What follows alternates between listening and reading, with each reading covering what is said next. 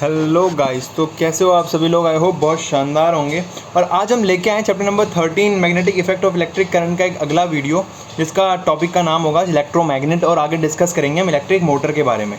Okay guys, so start करते हैं electromagnet के बारे में। आई होप आप लोगों ने पेन पेपर निकाल लिया होगा। निकाल लिया, बहुत बढ़िया बहुत बढ़िया।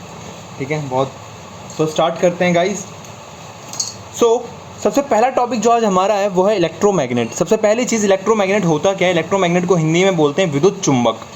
इलेक्ट्रोमैग्नेट को हिंदी में बोलते हैं विद्युत चुंबक। इलेक्ट्रोमैग्नेट होता क्या है। An electromagnet current and electric current can be used for making temporary magnet. जब हम करंट का इस्तेमाल करते हैं, जब हम इलेक्ट्रिक करंट का इस्तेमाल करते हैं एक टेम्परेरी मैग्नेट बनाने के लिए, तो उसे इलेक्ट्रोमैग्नेट कहते हैं। अब आप लोग सोचोगे टेम्परेरी मैग्नेट मतलब, टेम्परेरी मैग्नेट वो मैग्नेट होता है कि हमें जब ज़रूरत है हमने मैग्नेट बनाया, और जब हमें ज़रूरत नहीं थी हमने मैग्नेट बंद कर दिया, मतलब मैग्नेटिज्म उसका बंद कर दिया। आप लोगों ने देखा होगा मार्कर देखा होगा आप लोगों ने मार्कर। तो मार्कर भी दो तरीके के होते हैं। एक जो बोर्ड पे लिख देते हैं हम, तो वो कभी मिटते नहीं है, वो है परमानेंट मार्कर। और टेम्परेरी क्या होते हैं, जो अगर हमने बोर्ड पे लिख दिया बाद में हम उसको मिटा सकते हैं। तो गाइस, इलेक्ट्रोमैग्नेट क्या होते हैं, ये टेम्परेरी मैग्नेट होते हैं। जब हमें मैग्नेटिक फील्ड, जब हमें मैग्नेटिज्म चाहिए तब हम इस मैग्नेट को बनाएंगे, अदरवाइज़ नहीं बनाएंगे, बंद कर देंगे। ओके, तो कैसे बनता है इलेक्ट्रोमैग्नेट। हम लोगों ने सोलेनॉइड देखा, कैसा होता है सोलेनॉइड। ठीक है, सर्कुलर कॉइल होती हैं, कॉपर वायर सर्कुलर कॉइल होती हैं, उसके अंदर हमने एक आयरन कोर डाल रखा होता है। जैसे हम उसके अंदर आयरन कोर डालते हैं, हम बोल देते हैं उसका नाम क्या है, इलेक्ट्रोमैग्नेट उसका नाम है। ओके, सो गाइस स्टार्ट करते हैं, बिना विलंब किए हुए, बिना देर करे हुए स्टार्ट करते हैं अपन लोग इसको, इलेक्ट्रोमैग्नेट को। तो अपन लोगों ने देखा, ठीक है, इलेक्ट्रोमैग्नेट ऐसा होता है। अब ये एक इलेक्ट्रोमैग्नेट है, मतलब कि एक मेटल की कोर है, एक मेटल का कोर है। और यहाँ पे हमने क्या है, यहाँ वायर से देखो करंट पास हो रहा है, और वायर पे लिपटा हुआ है करंट, ऐसे ऐसे करके वायर पे करंट लिपटा हुआ है। ओके, एक अगली जो चीज़ है वो ये है कि factor affecting the strength of electromagnet. Factors affecting the strength of an electromagnet। कहता है कौन कौन से फैक्टर हैं, कौन कौन सी चीज़ें हैं जो इलेक्ट्रोमैग्नेट की स्ट्रेंथ को, इलेक्ट्रोमैग्नेट की स्ट्रेंथ को या डिपेंड कर रहे हैं, जो जो फैक्टर्स अफेक्टिंग, मतलब कौन कौन से अफेक्ट करते हैं फैक्टर। सबसे पहली चीज़ है करंट। करंट है क्या कि अगर हम जो कॉइल के अंदर से करंट फ्लो हो रहा है, जो इस कॉइल के अंदर से करंट फ्लो हो रहा है, अगर मैं करंट बढ़ा दूंगा तो यहाँ पे मैग्नेटिज्म भी बढ़ जाएगा, मैग्नेटिक फील्ड की स्ट्रेंथ भी बढ़ जाएगी। इलेक्ट्रोमैग्नेट जो ये है, इस इलेक्ट्रोमैग्नेट की स्ट्रेंथ बढ़ जाएगी। तो आप लोग लिख सकते हो कि the current flowing in the coil, जो करंट इस कॉइल के अंदर बह रहा है, विद्युत धारा इस कॉइल के अंदर, इस कॉइल के अंदर फ्लो हो रही है, अगर मैं करंट को बढ़ा दूंगा तो इलेक्ट्रोमैग्नेट का जो स्ट्रेंथ है वो भी इंक्रीज हो जाएगी। तो current is directly proportional to magnetic field strength. Okay, second, number of coil. अगर मैं नंबर ऑफ कॉइल बढ़ा दूं, नंबर ऑफ कॉइल, जो एक कॉइल कॉइल कॉइल कॉइल दिख रही है ना आप लोगों को, अगर मैं नंबर ऑफ कॉइल्स बढ़ा दूं तो इन नंबर ऑफ कॉइल्स को बढ़ाने से क्या होगा, वही होगा, क्या होगा, सिंपल सी चीज़ है। अगर मैं ज़्यादा नंबर ऑफ कॉइल होंगी तो ज़्यादा करंट फ्लो होगा, ज़्यादा देर तक करंट फ्लो होगा तो ज़्यादा मैग्नेटिज्म बढ़ेगा। तो नंबर ऑफ कॉइल अगर हम बढ़ाएंगे तो यहाँ पे मैग्नेटिज्म बढ़ जाएगा। ठीक है, तो करंट के भी डायरेक्टली प्रोपोर्शनल होती है, नंबर ऑफ कॉइल के भी डायरेक्टली प्रोपोर्शनल होती है। लेकिन एक जो तीसरी चीज़ है वो है distance between two coils. Distance between two coils, अब ये है क्या, डिस्टेंस बिटवीन टू कॉइल्स क्या है। आप लोग ये देख रहे हो, ये तो दो कॉइल्स जा रही हैं, कॉइल रोटेट हो रही हैं। ये जो दो कॉइल ले लो कोई सी भी, एक मैंने ये वाली ले ली, एक मैंने ये वाली ले ली। ये जो दो कॉइल्स हैं, इन कॉइल के बीच की जितनी ज़्यादा दूरी होगी, इन कॉइल्स के बीच में जितनी ज़्यादा दूरी होगी, तो क्या होगा, मैग्नेटिक फील्ड की स्ट्रेंथ जो है वो उतनी वीक होगी, इलेक्ट्रोमैग्नेट की जो स्ट्रेंथ है वो उतनी वीक होगी। अगर इन कॉइल के बीच का डिस्टेंस कम है तो स्ट्रेंथ जो होगी वो बहुत ज़्यादा होगी, स्ट्रेंथ जो होगी वो ज़्यादा होगी। ओके, तो ये था इलेक्ट्रोमैग्नेट के बारे में प्रॉपर। ठीक है, 3 नंबर में आ जाता है ये इलेक्ट्रोमैग्नेट क्या होता है, स्ट्रक्चर बनाओ उसका, और किन किन फैक्टर पे वो इलेक्ट्रोमैग्नेट की स्ट्रेंथ जो डिपेंड करती है। सबसे पहले करंट पे डिपेंड करती है, नंबर ऑफ कॉइल पे डिपेंड करती है, और डिस्टेंस बिटवीन टू कॉइल, दो कॉइल्स के बीच के डिस्टेंस पे भी डिपेंड करती है। ओके, सो आगे चलते हैं। सो गाइज, एक बहुत ही सिंपल सा टॉपिक है, टॉपिक का नाम है difference between bar magnet and electromagnet. Difference between bar magnet and electromagnet. Guys, जो ये बार मैग्नेट होता है, हम लोगों ने एक चीज़ देखी, जो इलेक्ट्रोमैग्नेट है ना, ये जो इलेक्ट्रोमैग्नेट होता है जिसके अंदर ये कॉइल लगा रखी है हमने, और कॉइल लगाते हमने क्या बोल दिया, इलेक्ट्रोमैग्नेट है। हमने देखा जो इलेक्ट्रोमैग्नेट है ना, वो बार मैग्नेट की तरह काम करता है, ठीक है, सोलेनॉइड भी बार मैग्नेट की तरह काम करता था। तो जो ये इलेक्ट्रोमैग्नेट होता है ये बार मैग्नेट की तरह काम करता है। बार मैग्नेट को हिंदी में कहते हैं छड़ चुंबक, और इलेक्ट्रोमैग्नेट को कहते हैं विद्युत चुंबक। ओके, तो हमने कहा इन दोनों में डिफरेंस क्या है, ये भी मैग्नेट की तरह काम कर रहा है, ये भी मैग्नेट की तरह काम कर रहा है, तो भैया दोनों में फ़र्क क्या है। तो ये दोनों में ना डिफरेंस जानते हैं एक बार में। ओके, तो दोनों में अगर डिफरेंस देखें तो जो हमारा सबसे पहला डिफरेंस है, सबसे पहला जो हमारा डिफरेंस है, बार मैग्नेट को ना परमानेंट मैग्नेट बोलते हैं। जो बार मैग्नेट होता है हमारे पास, जो हमारे पास भैया बार मैग्नेट होता है वो परमानेंट मैग्नेट होता है। मतलब अगर वो एक बार मैग्नेट बन गया तो साला बन गया, उसको कभी हम उसकी मैग्नेटिज्म को खत्म नहीं कर सकते जब तक उस मैग्नेट को खत्म नहीं करेंगे। ओके, और इलेक्ट्रोमैग्नेट क्या होता है, इलेक्ट्रोमैग्नेट टेम्पररी मैग्नेट होता है। जब करंट दोगे तो मैग्नेटिज्म की तरह बिहेव करेगा, करंट नहीं दोगे सर्किट के अंदर तो मैग्नेटिज्म की तरह बिहेव नहीं करेगा, मैग्नेटिक फील्ड लाइंस नहीं निकलेंगी। तो बार मैग्नेट का पहला पॉइंट है, the bar magnet is a permanent magnet. Bar magnet क्या होता है, परमानेंट मैग्नेट होता है। लेकिन हम लोग इलेक्ट्रोमैग्नेट की बात करें तो an electromagnet is a temporary magnet. Electromagnet क्या होता है, टेम्पररी मैग्नेट होता है। Its magnetism is only for the duration of current passing through it, so the magnetism of an electromagnet will be switched on और off as desired. ठीक है, कह रहा है इलेक्ट्रोमैग्नेट जो होता है, जो हमारे पास इलेक्ट्रोमैग्नेट होता है, ये इलेक्ट्रोमैग्नेट जो होता है वो टेम्पररी मैग्नेट होता है। कैसा होता है, टेम्पररी मैग्नेट होता है। जब तुम्हें मैग्नेटिज्म चाहिए तो तुम करंट ऑन कर दो, जब तुम्हें नहीं चाहिए तो करंट ऑफ कर दो। बात समझ में आ रही है ना, जब मैग्नेट बनाना है तो करंट ऑन कर दो, जब मैग्नेट नहीं बनाना तो करंट ऑफ कर दो, क्योंकि जब तक करंट ऑन नहीं होगा तो मैग्नेटिक फील्ड लाइंस बनेंगी नहीं, मैग्नेटिज्म आएगा नहीं। तो ये क्या है, टेम्पररी मैग्नेट। सेकंड पॉइंट कहता है अ permanent magnet produce a comparatively weak force of attraction. जो परमानेंट मैग्नेट होता है उसका फोर्स ऑफ अट्रैक्शन वीक होता है। जो ये परमानेंट मैग्नेट है हमारे पास, बार मैग्नेट है हमारे पास, इसका फोर्स ऑफ अट्रैक्शन जो है वीक होगा। जैसे अगर यहाँ पार्टिकल पड़ा है, अगर इसकी रेंज में आ रहा है, इसके मैग्नेटिक फील्ड में अंदर आ रहा है तो वो उसको अट्रैक्ट करेगा, नहीं आ रहा तो भाई नहीं करेगा, है ना। लेकिन जो हमारा इलेक्ट्रोमैग्नेट होता है, an electromagnet can produce very strong magnetic force. अभी ये परमानेंट, ये टेम्पररी मैग्नेट है। अभी ये पता है इसकी मैग्नेटिक फोर्स वीक थी, यहाँ रखे पार्टिकल भी यहाँ रखे।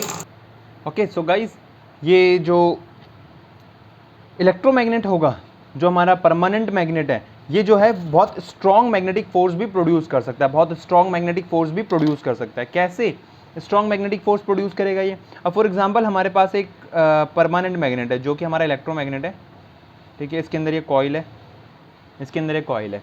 अभी ये क्या कर रहा है, अभी ये मैग्नेटिक फील्ड लाइंस प्रोड्यूस कर रहा है यहाँ से, ठीक है, नॉर्थ पोल है, साउथ पोल है फॉर एग्जांपल ये, तो यहाँ से मैग्नेटिक फील्ड लाइंस प्रोड्यूस कर रहा है। अब मेरे को इसके अंदर मैग्नेटिक स्ट्रेंथ को बढ़ाना है, इसको मेरे को फोर्स ऑफ अट्रैक्शन को बढ़ाना है, तो मैं यहाँ से ज़्यादा करंट दे दूंगा। अगर मेरे को कम करना तो मैं कम करंट दूंगा, अगर मुझे बहुत ज़्यादा करना तो बहुत ज़्यादा करंट दूंगा, नंबर ऑफ कॉइल्स बहुत ज़्यादा कर दूंगा मैं, है ना। तो वही चीज़ कह रहा है, an electromagnet can produce very strong magnetic force, an electromagnet can produce very strong magnetic force. और जो ये होता है परमानेंट मैग्नेट होता है हमारा, ये क्या होता है, कंपैरेटिवली वीक होता है। तीसरा जो पॉइंट है, the strength of permanent magnet can not B change. जो मैंने अभी बताया आप लोगों को, परमानेंट मैग्नेट की स्ट्रेंथ को चेंज नहीं किया जा सकता। अगर इसकी जो स्ट्रेंथ है उस स्ट्रेंथ को बदला नहीं जा सकता। अगर ये ज़्यादा फोर्स ऑफ अट्रैक्शन इसका कम है तो भाई कम ही रहेगा। लेकिन इलेक्ट्रोमैग्नेट की स्ट्रेंथ को बदला जा सकता है, जैसा कि हम लोगों ने देखा अभी। किस किस चीज़ पर डिपेंड करता है इलेक्ट्रोमैग्नेट डिपेंड करता है नंबर ऑफ कॉइल्स पे, इलेक्ट्रोमैग्नेट डिपेंड करता है किस पे, करंट पे, इलेक्ट्रोमैग्नेट डिपेंड करता है डिस्टेंस बिटवीन टू कॉइल्स पे। अगर हम इन चीज़ों को ध्यान में रखें तो हम इसकी स्ट्रेंथ को बढ़ा सकते हैं, कम भी कर सकते हैं। करंट को बढ़ाएंगे तो स्ट्रेंथ बढ़ जाएगी, कॉइल को बढ़ाएंगे तो स्ट्रेंथ बढ़ जाएगी। अगर हम कम कर दें किसको कम कर दें हम लोग, अगर हम लोग कम कर दें इनके डिस्टेंस को तो मैग्नेटिज्म बढ़ जाएगा। तो यही चीज़ें हैं जो परमानेंट मैग्नेट होता है।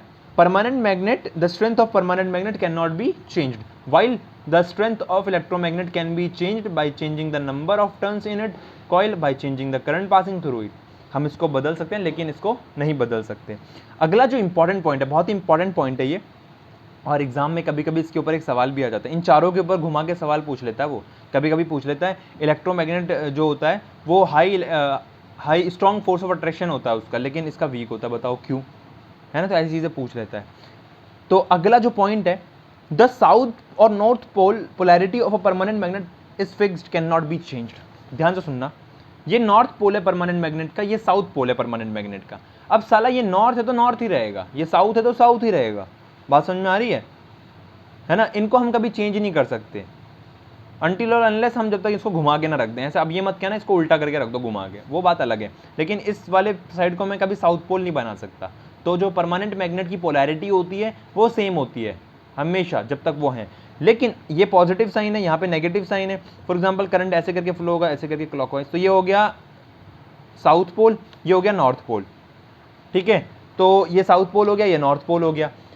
अगर तुमने कहा नहीं भैया हमको ये वाला साउथ चाहिए, वाला नॉर्थ चाहिए, तो मैंने कहा करंट की डायरेक्शन को उल्टा कर लो। अगर हम करंट की डायरेक्शन को उल्टा कर लें तो ये साउथ हो जाएगा, ये नॉर्थ हो जाएगा। मतलब क्या है, हम इलेक्ट्रोमैग्नेट के अंदर पोलैरिटी को बदल सकते हैं करंट की डायरेक्शन को बदल के। कभी एग्जाम में सवाल आए कि कैसे करके हम पोलैरिटी को बदल सकते हैं इलेक्ट्रोमैग्नेट की, तो भैया हम इलेक्ट्रोमैग्नेट की पोलैरिटी को बदल सकते हैं कैसे? करंट की डायरेक्शन को बदल कर। देखो यहाँ पे लिख रखा होगा same, the polarity of an electromagnet can be changed by changing the direction of current in the coil. Coil के अंदर करंट की डायरेक्शन को बदलकर इलेक्ट्रोमैग्नेट की पोलैरिटी को बदला जा सकता है। ओके, तो ये था डिफरेंस था इलेक्ट्रोमैग्नेट और बार मैग्नेट के बीच में। ओके, आओ अब थोड़े इंपॉर्टेंट टॉपिक की बात करें।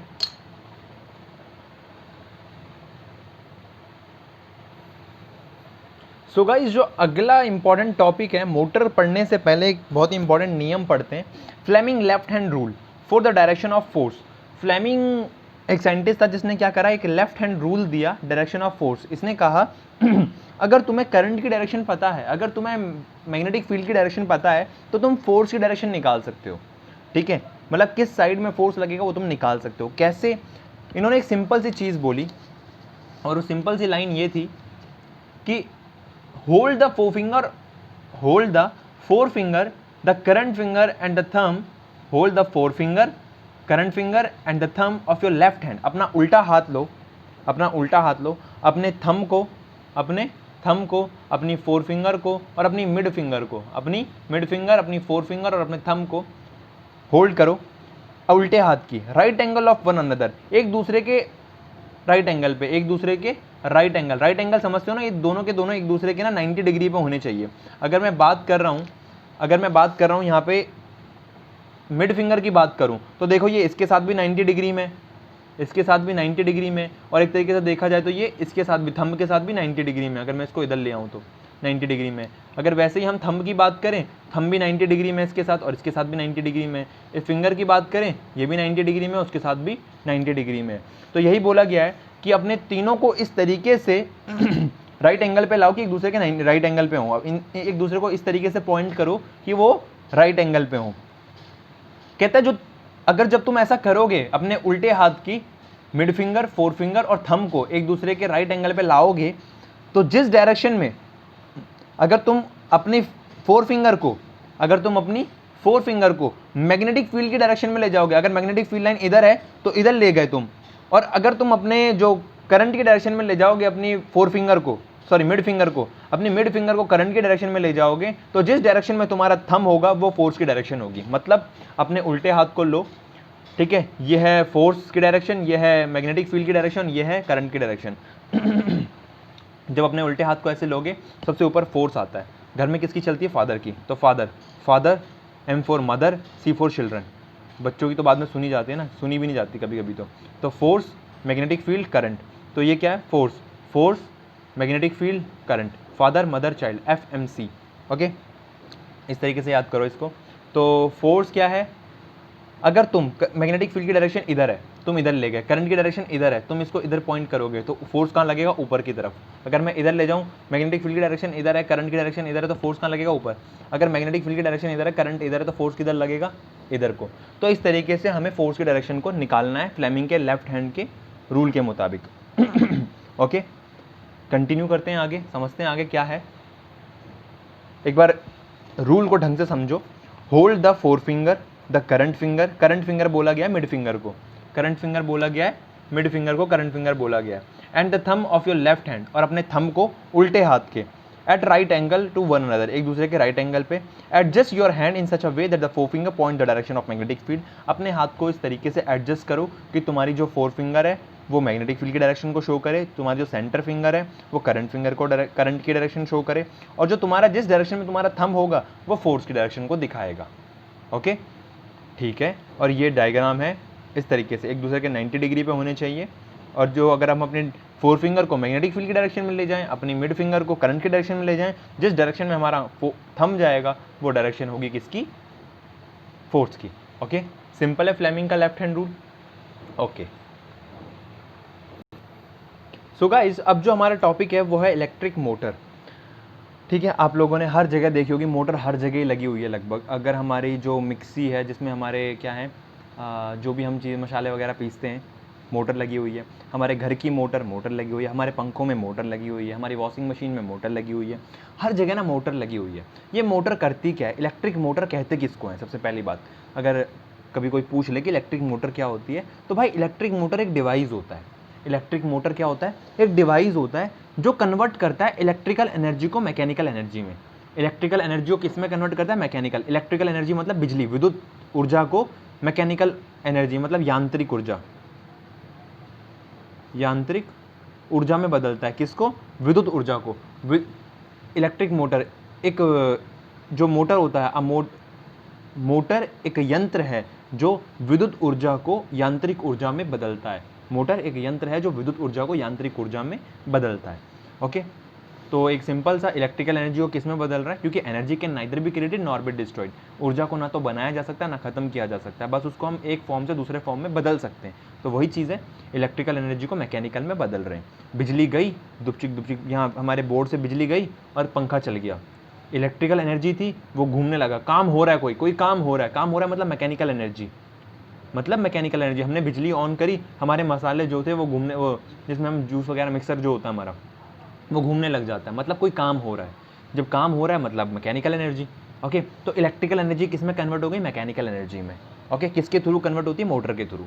ओके, मोटर क्या करता है? इलेक्ट्रिकल एनर्जी को मैकेनिकल में कन्वर्ट कर देता है। ओके, ठीक है। सबसे पहला एक छोटी सी चीज़ देखते हैं, प्रिंसिपल ऑफ मोटर। एग्जाम में पूछता है प्रिंसिपल ऑफ मोटर, बहुत बहुत बहुत पूछता है principle of motor.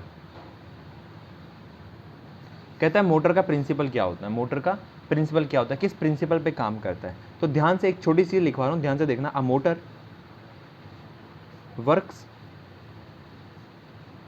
Works on a principle that when a rectangular coil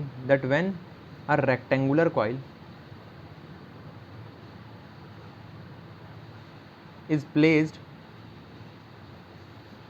in a magnetic field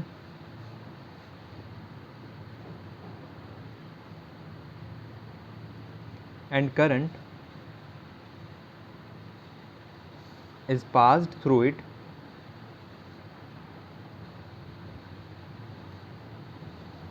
a force acts on a coil which rotates it continuously। क्या कहना चाह रहा है?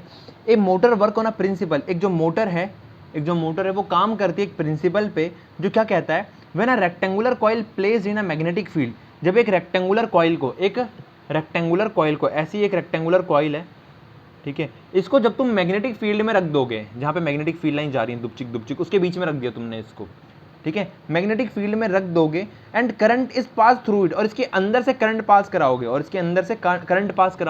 तो इस पर जो फोर्स लगेगा ना वही इलेक्ट्रिक मोटर है, विच रोटेट इट्स कंटिन्यूसली, जो इस पर फोर्स लगेगा और वो इसको बार बार क्या करेगी? घुमाएगी। तो ये इसका प्रिंसिपल है, ये इसका क्या है? प्रिंसिपल है। अब ध्यान से देखते हैं एक चीज, मैं एक छोटा सा डायग्राम बना रहा हूं।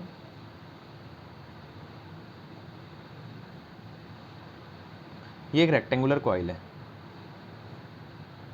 अब मेरे को किसी ने पूछा कि भैया रेक्टेंगुलर ही क्यों लिया हमने ये रेक्टेंगुलर क्यों लिया, हमने ये स्क्वायर क्यों नहीं ले लिया, सीधा वायर क्यों नहीं ले लिया? भाई रेक्टेंगुलर इसलिए लिया, रेक्टेंगुलर समझना आसान हो जाता है, रेक्टेंगुलर को समझना आसान होता है, बस, और कोई रीज़न नहीं है, ठीक है। कहता है अगर तुम यहाँ से करंट पास कराओ, फॉर एग्जाम्पल मैंने मान लिया ये क्या है, कुछ भी ले लो, नॉर्थ पोल ले लिया मैंने, ये ले लिया मैंने साउथ पोल। अब तुम कहोगे भैया यहाँ पे कैसे? अरे अलग अलग मैग्नेट है यार ये। अब यहाँ से मैग्नेटिक फील्ड लाइन जाएगी, नॉर्थ से साउथ जाती है, नॉर्थ से साउथ मैग्नेटिक फील्ड लाइन जाती है। तुमने मैग्नेटिक फील्ड लाइन के बीच में एक रेक्टेंगुलर कॉइल को रख दिया अब इसके अंदर से तुमने करंट पास कराया, इसके अंदर तुमने आई करंट पास कराया,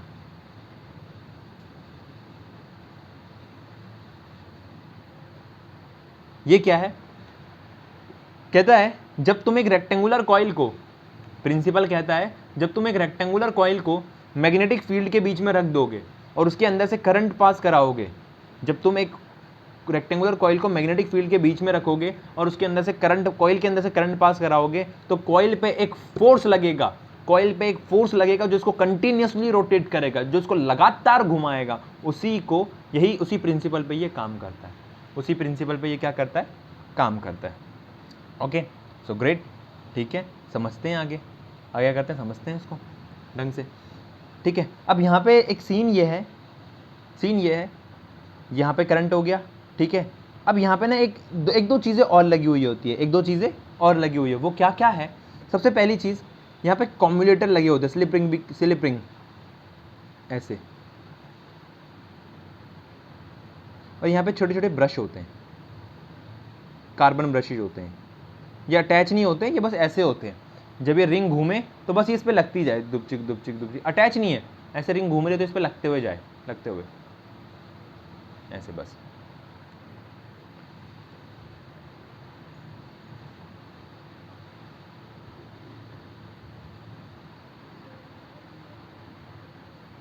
positive negative, positive negative, okay.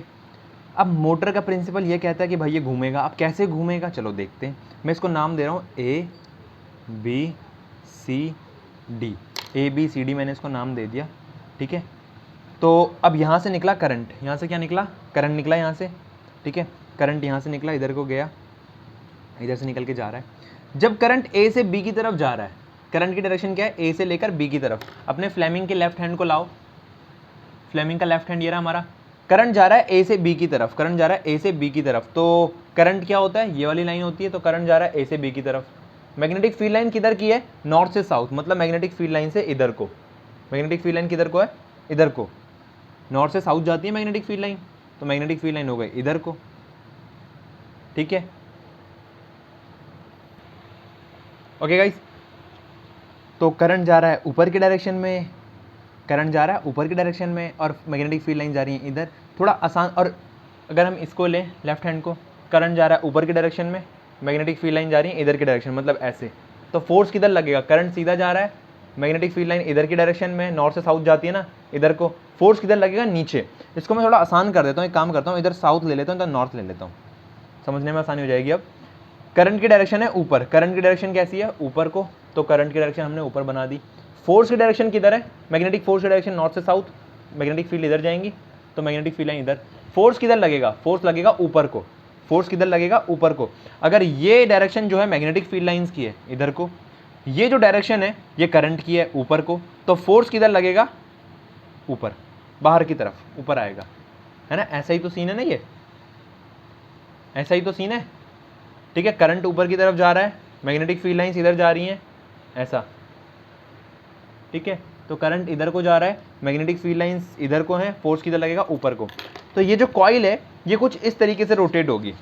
अगर ये एक कॉइल है तो करंट जा रहा है सीधे, मैग्नेटिक फील्ड लाइन की डायरेक्शन इधर है, फोर्स लगेगा बाहर को, तो ये ना कुछ ऐसे रोटेट होगी, ऐसे, ऐसे को, ऐसे को। अब करंट यहाँ पे आ गया, करंट यहाँ पे आ गया, कैसी? ऊपर को ही है, तो फोर्स किधर लगा इसमें? बाहर को, बाहर को फोर्स लगा, ओके, मतलब ऊपर को फोर्स लगा, ओके, फोर्स आउटवर्ड।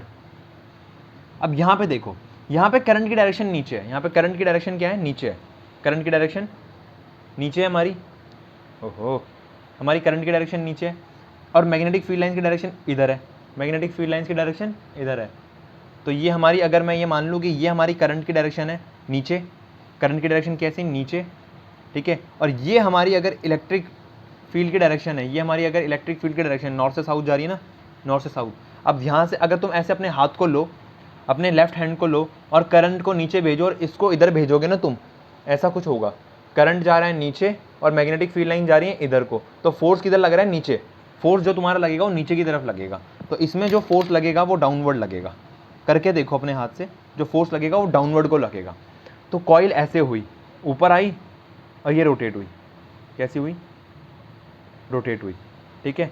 ये जो कॉम्यूलेटर लगे हुए हैं, तो मोटर हमारी ऐसे करके घूमती है, ठीक है। ये जो कॉम्यूलेटर लगे हुए हैं, ठीक है, ये क्या करते हैं, अब देखो अगर ये ना होते तो जैसे ये कॉइल घूमती तो साथ साथ क्या होता, ये वायर जो होती यहाँ वायर उलझ जाती, तो ये कॉम्यूलेटर क्या करते हैं, इस वायर को उलझने नहीं देते। और जो ये ब्रशेज होते हैं, ये ब्रशेज क्या काम करते हैं, ध्यान से देखना, ये जब पूरी कॉइल घूमती है तो ये कॉम्यूलेटर भी घूमते हैं, लेकिन ब्रश वहीं पे रहते हैं, ये ब्रश वहीं पे रहते हैं, ये पूरे कॉम्यूलेटर से अटैच होती है, बीच में कॉम्यूलेटर के गैप होता है, ओके। तो ये ऐसे करके घूमता है, ब्रश वहीं रहते हैं। ब्रश क्या करते हैं, करंट को आगे पास कराते हैं, करंट को आगे पास कराते हैं। करंट, इन ब्रशों में करंट है, ये कॉइल घूम रही है, जब ये कॉइल घूमेगी घूमेगी घूमेगी तो ये फिर इस पर टच होके गई करंट, बात समझ में आ रही है ना। तो ये क्या करता है, हल्का सा गैप होता है बीच में, ये ब्रशेज क्या करते हैं, करंट को आगे पास करवाते हैं, ठीक है। और कॉम्यूलेटर क्या कराते हैं, सपोर्ट देते हैं ताकि ये वायर जो है उलझे ना, अगर कॉम्यूलेटर ना होते तो वायर उलझ जाती।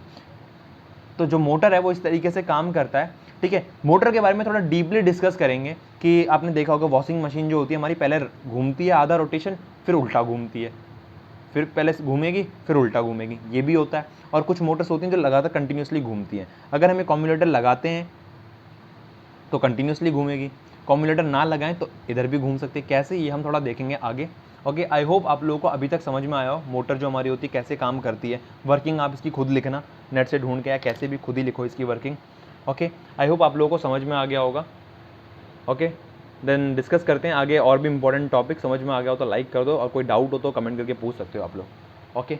Tata bye bye, see you.